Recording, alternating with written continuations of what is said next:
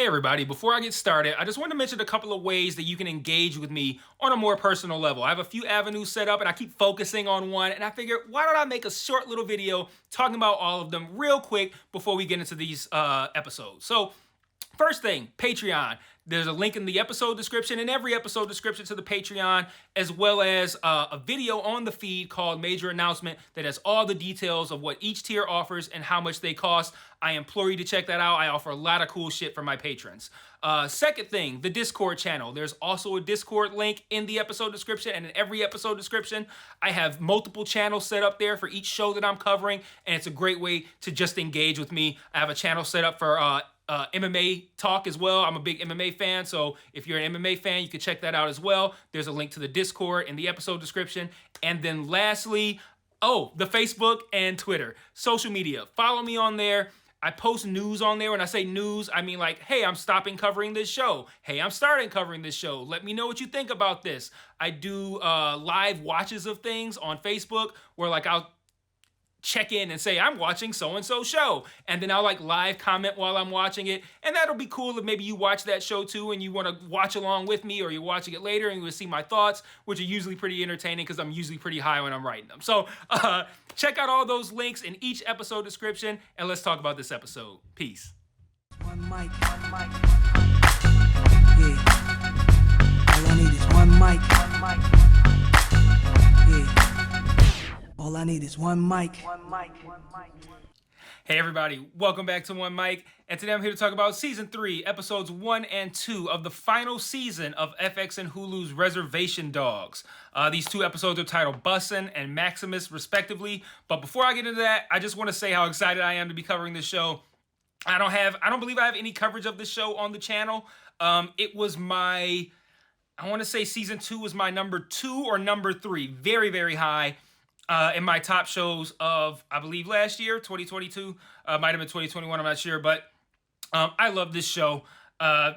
Just the insight into the culture. I've never seen anything like this before. I like how this show floats back and forth between reality and kind of like this metaphysical, spiritual kind of world. The likability of the characters. Everyone on this show is likable, but not like Ted Lasso likable. Like, they're just like cool and interesting people and entertaining people that you like, oh, they'd be fun to hang out with. You know, learning about their culture, the slang, just everything about this show. I just absolutely love it. The look of it, it's wonderfully shot. It's always really funny. You get some beautiful, really emotional moments. The Mabel funeral episode in Season 2, absolutely stunning episode. Cheese's episode in Season 2. All of Season 2 was absolutely amazing. So I have no choice but to have really high expectations of this third and final season of Reservation Dogs. This is, for me, has been I'd say a disappointing year compared to 2022, where it just felt like everything was great. Now it feels like everything is either mediocre or a disappointment. Like, there's just so few things that I think are great as of this point, and we're now in August.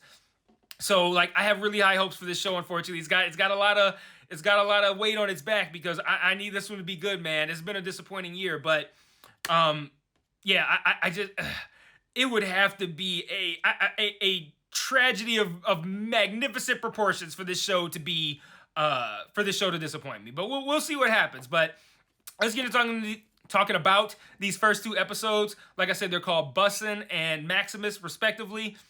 Bussin' after the Res Dogs minus Bear end up having to take the bus back to Oklahoma from California with Bear's aunt Teeny. And then Maximus is named after the mysterious man that Bear encounters on his journey, or should we say his walkabout in episode 2.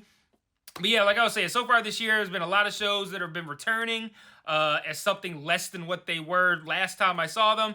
But thankfully, these opening episodes of Res Dogs felt like sitting down to your favorite meal, cooked perfectly. Like, I'm right at home where I want to be. So I just love these characters so much, man. I love being in this world. I love watching their journey. I love how the show is hilarious, but like I said, it's spiritual. It gets into all kinds of heavy themes.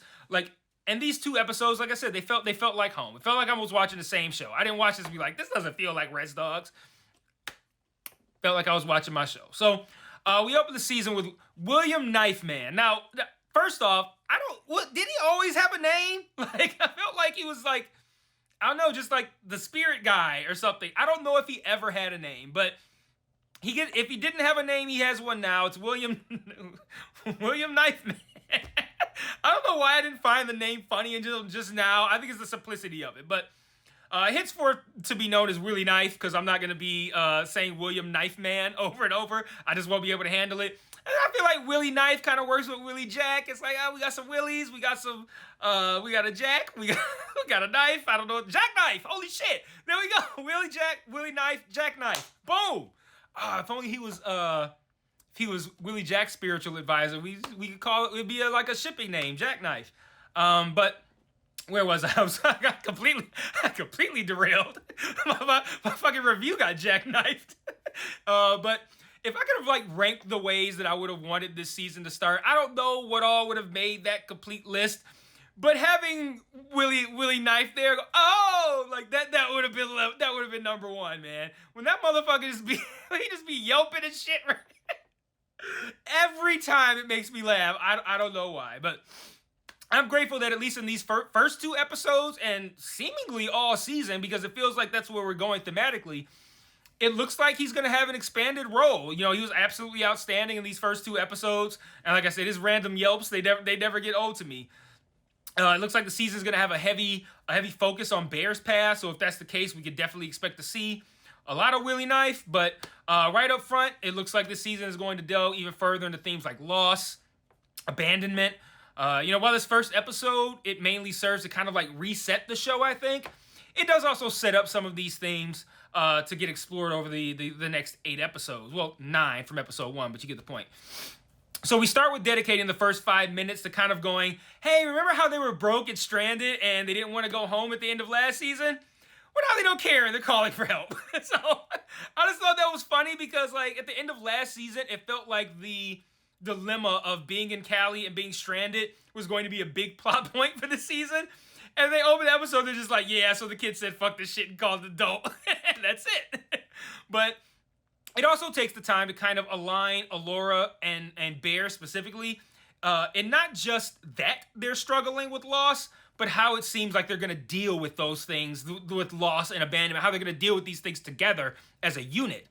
And we see early in this episode that Bear attempts to pay his father a visit, but the father seemingly abandoned. What's his name? Pumpkin, whatever. But it was a cheesy fried bread. He seemingly abandoned several other children as well. We later learned that Bear left that bead chain, the mic that looked like a dick and balls, that he left that with the dad's girlfriend with a note about how he gets to decide how the dad disappears. And Bear and Allura talk on the bus about how he feels about his dad, how they feel about Daniel. And they seem to agree to like, I think Allura says like they are destined to live their lives how Daniel would have lived his. And I wonder if live your own goddamn life just in his honor is gonna be like a lesson that they'll kind of like toy with during this season. Something, a lesson that Allura and Bear are gonna have to learn. Because I feel like trying to live out Daniel's life is only gonna serve to be unsatisfying for them. But I like the idea of the two of them dealing with similar issues together. But there's also a part I don't like. We also see Cheese and Willie Jack align, and they align over their commitment to not leave O'Kern during a conversation in which they both express that they believe that Allura and Bear will leave. And even though I like the idea of Allura and Bear having like this experience together and growing together and dealing with these issues together, this also says something that I don't want to see, which is a divide or a rift between the four of them. I don't know how that's going to play out, probably hurtfully, but it should make for really, really good entertaining TV. But a bit past halfway through the episode, Bear gets separated from the first episode. Bear gets separated from the other kids during a bus transfer in a great scene rehearsing a play in a bathroom with Willie Knife.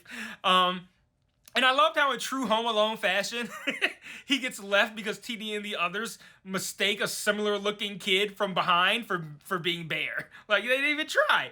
But I will say what I didn't like, and this is the only thing I didn't like about these two episodes, felt very implausible that they would spend the entire second leg of that bus ride going back home and no one thought to talk to Bear. No one's like, yeah, let's just talk to him. Like, oh, I'm going to talk to somebody else during this drive. Like, no one thought to have a conversation with Bear at any point.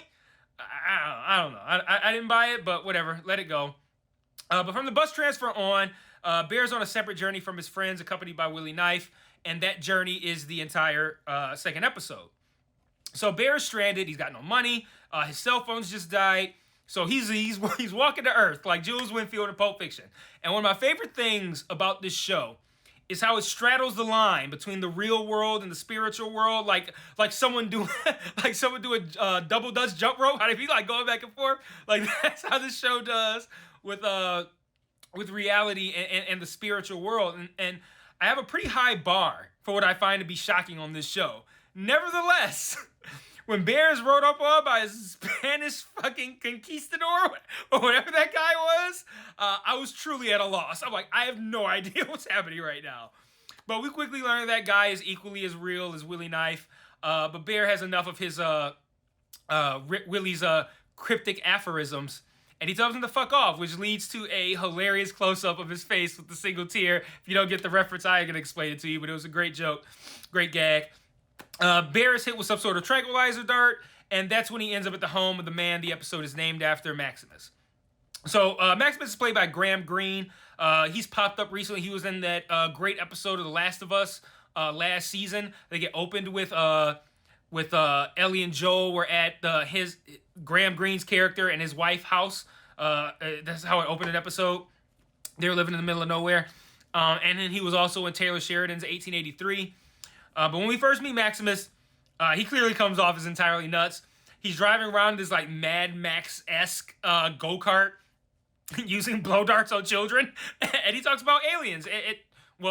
Star people, and how he grows eggplants for them to eat for their inevitable return. But as the episode continues, the show does what it does best, and it makes you feel something. Like, 1 minute, you're not taking Maximus seriously, you're worried about Bear, you're wondering where this is going, and the next minute, he's talking about being electrocuted in the brain by people who only believe in what they can see and feel, and they treat him like that just because he believes in something that you can't see. And it strikes Bear, it struck me, and even more so when at the end he says, Maximus is like, they're here, and he's looking out the window, and Bear's like, you think it's the goddamn Star People? Bear's like, is it the Star People? But it's just the police to haul him back off to seemingly whatever mental institution not only he escaped from, but apparently he routinely escapes from, to the point where they knew exactly where to find him. And it instantly becomes sad. And, this guy's a real person. He's a regular fucking guy who believes in shit that most people would think is crazy. But at the end of the day, he saved Bear's life. He gave him water. They ate some ramen noodles together. He lives a peaceful life. This dude's not fucking with anybody, man. And that's a shitty way to treat a person. And I'm sure Bear, who multiple times in these 2 episodes had to hide conversations he was having with Willie Knife, I'm sure Bear probably thought, this could be me one day, being, picked up by the police and taken to a mental institution or electrocuted in the brain because the wrong person saw me having a conversation with Willie Knife. So, like, I like how this thing went from something that was strange to something that was like, what the fuck is up with this guy, to something that was emotional, and then it made you think about what Bear must be thinking, what he must be feeling, what he feels like his path might be. Does he think that's his path to end up like fucking like Maximus because he sees people? So I don't know. I thought it was really good, man. I just love this show. I love spending time with these characters. I love how the show is simultaneously heartfelt and hilarious. I ran off all the ways I love it. I really love this show, and I thought these first 2 episodes were really, really strong. And I want to close out with a couple of just funny moments and thoughts that I wanted to point out. So, again, Willie Knife, like I've talked about him multiple times in this episode. In this video, when he was like, "I'm just fucking with you. I ain't praying for no fucking colonizer."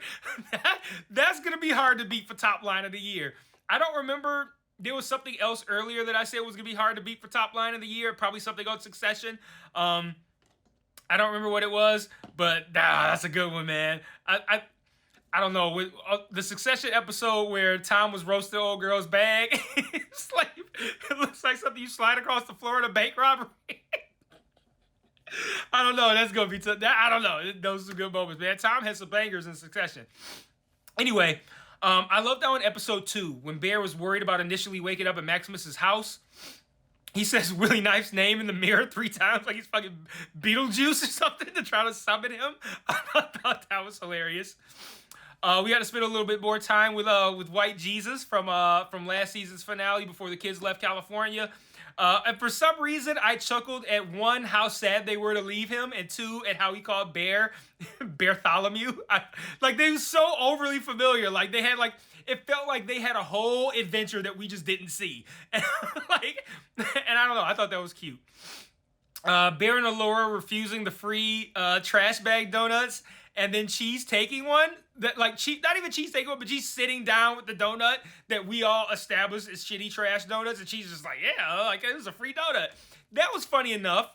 But Willie Jack asking for one was even funnier. Him having one was even funnier than that. And then him just pulling it out of his pocket and Willie Jack being thankful. It's like, okay, this was like a multi-layered, funny-ass joke. That started from the guy offering the trash bag donuts and culminated with Willie Jack being grateful for a pocket trash donut. Like, I thought that was great. And then lastly, a question. Why was Bear texting Jackie? Like, I know her and Allura developed a friendship in season 2, but I don't recall her and Bear developing one. Like, and I could be wrong. I might be tripping. I don't recall. But let me know in the comments if I'm tripping. But I don't know. Are we supposed to be like, hey, wait a minute? I don't know. It feels like I probably just don't remember them two developing a friendship. I don't know. But like I said, loving these first 2 episodes. Love this show. Feels like it's back. I have high hopes for the remaining. I think it's a 10-episode season. I have higher hopes for the remaining 8. I expect this is going to bang. I expect we'll get great individual episodes like we do. Individual episodes like what I mean, like this one, episode 2 was solely focused on Bear. Those episodes that focus on specific characters were always the best ones in season 2. So I'm looking forward to more of those. I'm looking forward to being able to cover it and talk about it with you guys this time because I hadn't watched it. I didn't start watching the show until midway through season 2, so I got caught up while it was airing and then just picked it up going on. So it was kind of like I don't want to start doing videos when I'm just picking it up midway through. But I'm glad to be able to be here and cover this 3rd and final season with you guys. So I will see you guys every week on Wednesday to talk about this phenomenal show. Hopefully it'll make that top 3 again. And we'll see you guys next week. And until then, peace.